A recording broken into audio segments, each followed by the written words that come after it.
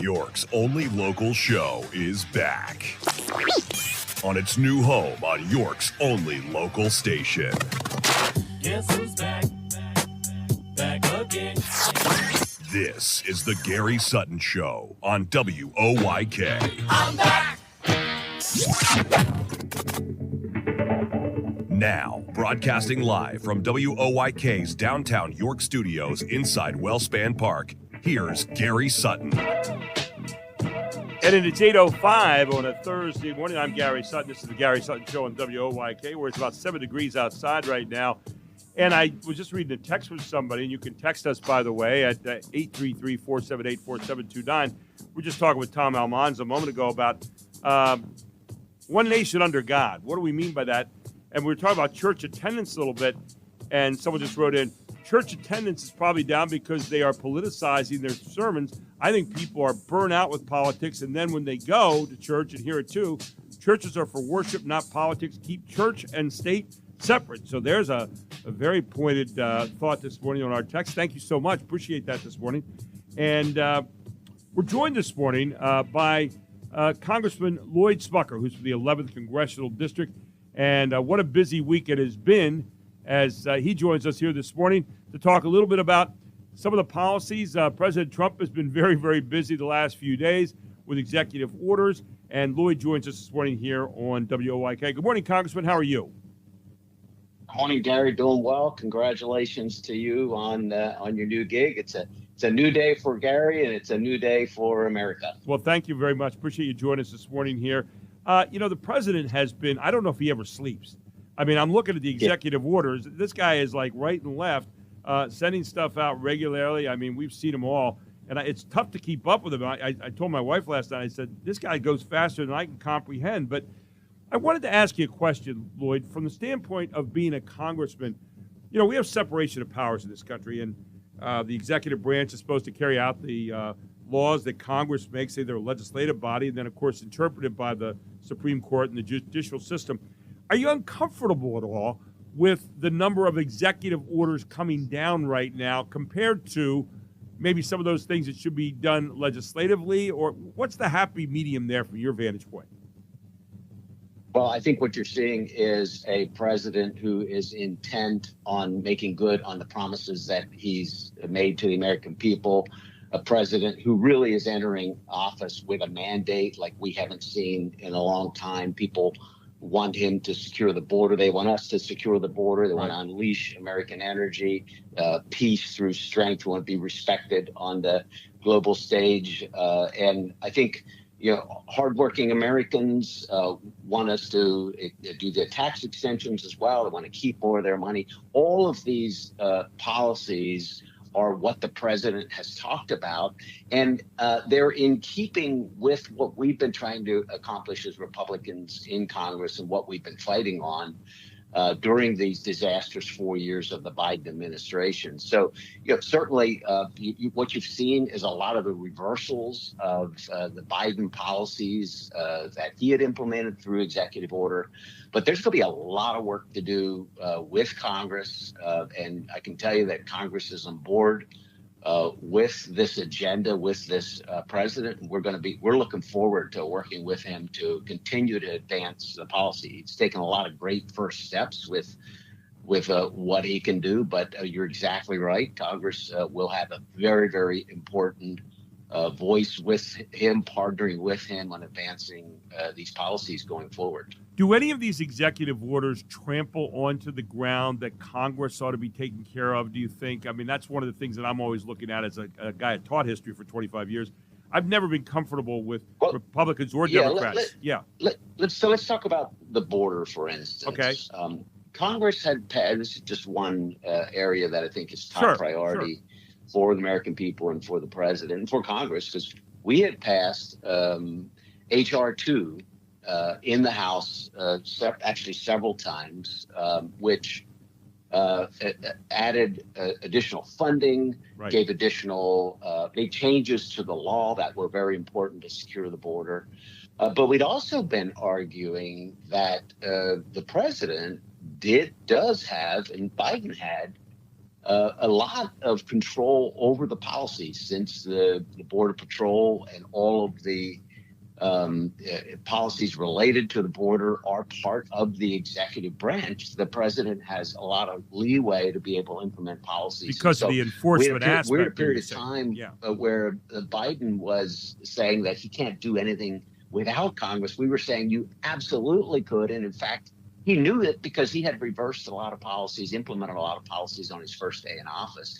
And so we're excited that a president now has come in who is taking those authorities that he already had on the border and implementing them. And then one of the first things he's asking us to do is he's going to need a lot of additional changes in the law. He's going to need additional funding to continue to carry out his border policies to get operational control of the border. So we've been talking about that even before he's taken office, and it's a top priority for us. So, it's a mix of both. Yeah. The president has authorities, but then he knows he's got to come to Congress. Congress does have the power of the purse, and we're the only one who can change laws to accomplish what we want to accomplish. And so he knows that, and that's why his folks have been working with members of Congress, with our leadership for months leading up to this. You've been down to the border a few times, I know, Congressman Smucker, and you've seen it firsthand and some of the problems there. Now, he declared an emergency at the U.S.-Mexico border the opening day there when he was inaugurated this week. He designated the certain international cartels and organizations like this Tren de Aragua and MS-13 as foreign terrorist organizations, and he announced plans to invoke the Alien Enemies Act of 1798. I've never seen a president go back that far. But what does that mean now in terms of how we're going to deal with them by designating them as terrorist organizations domestically? Well, this is 100% necessary. I don't think many Americans understand what was happening at the border. The Mexican cartels were engaging in not only full control of the border on the Mexican side, but also a human trafficking operation like we haven't seen in a long, long time, ever probably seen. They were getting compensated literally for every individual that comes across illegally, making billions of dollars each month. They were directing the flow of traffic because they knew we didn't have enough Border Patrol agents. Border Patrol agents were directed by this administration to process individuals rather than secure the border. And so the cartels were able to direct the traffic so that Border Patrol agents were held up in one spot and then drugs are coming in at another.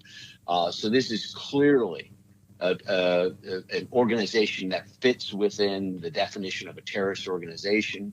And so this is absolutely needed to do that. We've got to combat the terrorists. We've got to get control of the border. I'll never forget, like you said, I've visited the border several times, and I'll never forget walking into one of the facilities, and a Border Patrol agent, in this case happened to be a woman, was holding a very young baby in her arms and was feeding the baby with a bottle.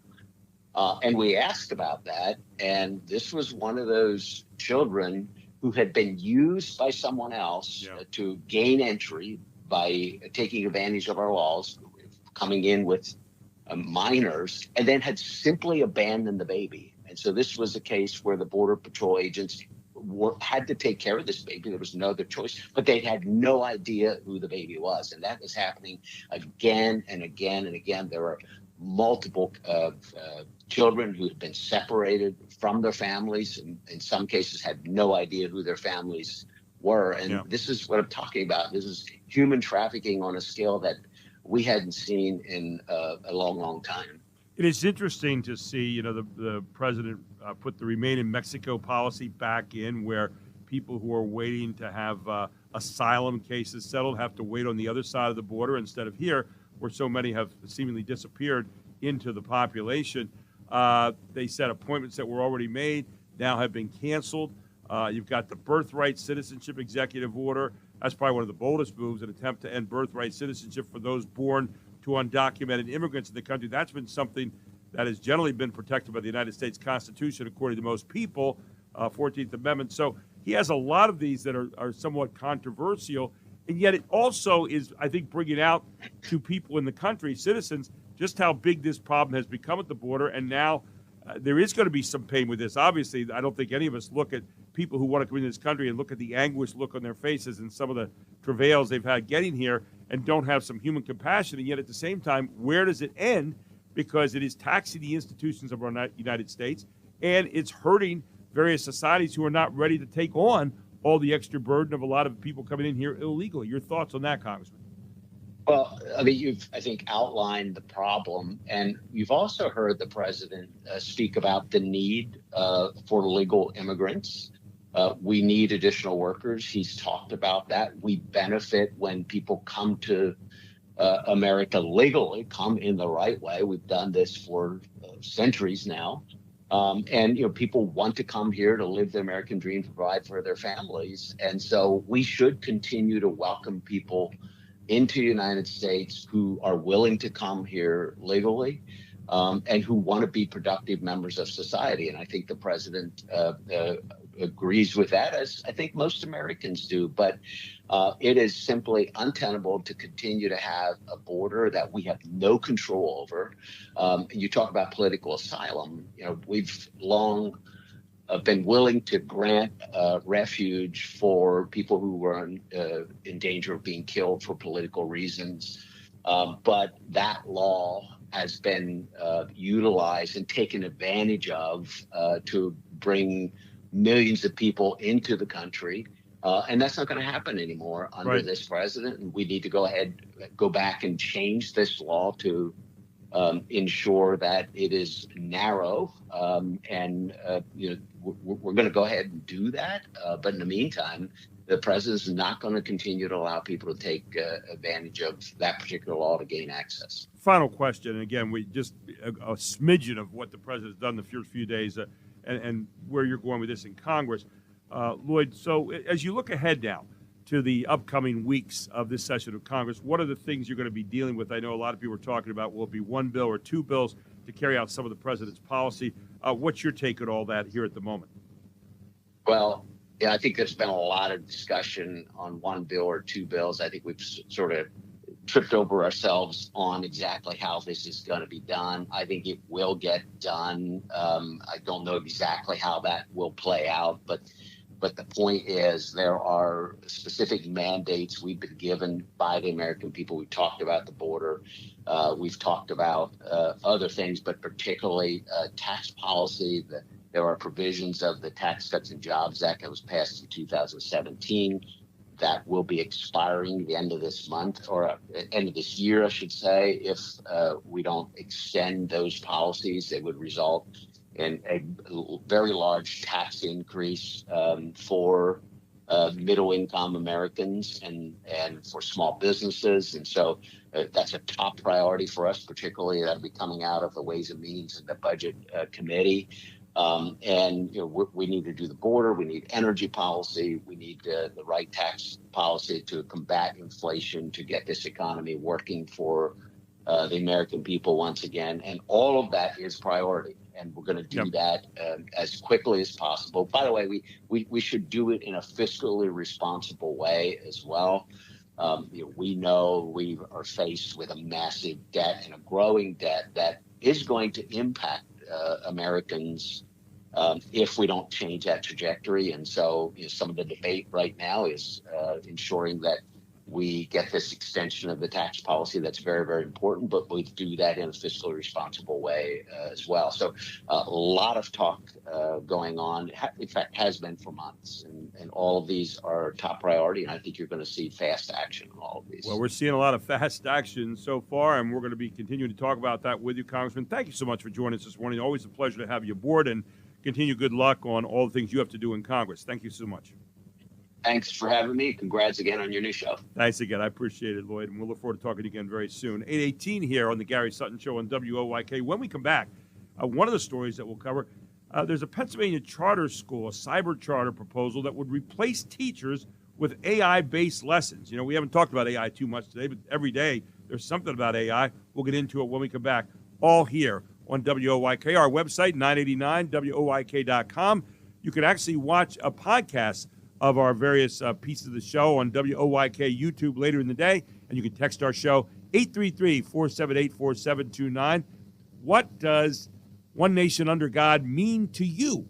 And why do you think churches are losing so many people right now? Those thoughts, you can put them in there at the text on the text line at 833-478-4729. I'm Gary Sutton, back with more after this on WOYK.